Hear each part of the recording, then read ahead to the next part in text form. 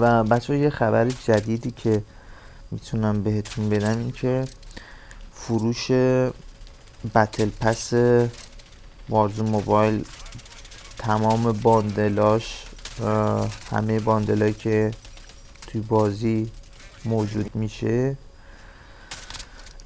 قرار فروش رو بذاریم. هرچند الان همین الانم میذاریم. بتل پس هوش 380 تا 400 تومنه. متغیر بتل پس هوش 1500 بتل پس بلکسل، در واقع بلکسل 1500 هلوشی دارم بهتون میگم.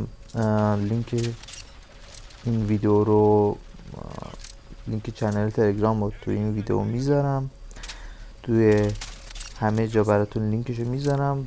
میتونید از طریق